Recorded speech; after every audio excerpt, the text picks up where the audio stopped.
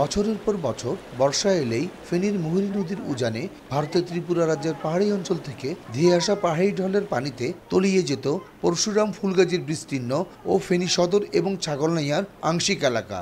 এর স্থায়ী সমাধানে 2006 থেকে 2012 সাল পর্যন্ত পর্যায়ক্রমে 140 কোটি টাকা ব্যয় মুহুরী ও কহুয়া বন্যা নিয়ন্ত্রণ প্রকল্পের নতুন বাঁধের নির্মাণ কাজ শেষ করা হয়। কিন্তু নতুন বাঁধ দেওয়ার পর পানি উন্নয়ন বোর্ডের হিসেব মতেই গত 6 বছরে বর্ষা মৌসুমে 29 দফা পাহাড়ি ঢলের চাপে বাঁধ ভেঙেছে 108টি জায়গায়। আর এই ভাঙন মেরামতে ব্যয় হয়েছে 12.5 কোটি টাকারও বেশি।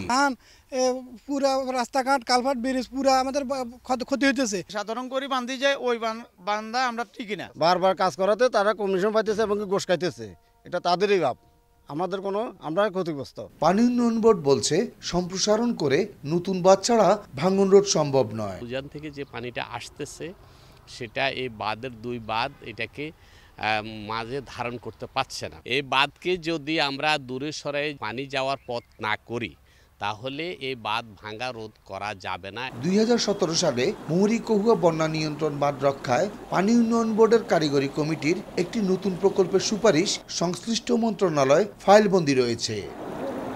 মুহুরী কহুয়া বন্যা নিয়ন্ত্রণ বাঁধের প্রান্তিক সুবিধাভোগী ও স্থানীয় পানি উন্নয়ন বোর্ডের প্রকৌশলীরাও মনে করেন এই নদীর দুই তীরের প্রয়োজনীয় অংশে সম্প্রসারণ করে নতুন বাঁধ দেয়াই সুফলভোগের একমাত্র স্থায়ী সমাধান। আর এই জন্য নতুন সরকারকেই বিস্তারিত কার্যকর সমীক্ষা শেষে সম্প্রসারিত বাঁধের উদ্যোগ নিতে হবে।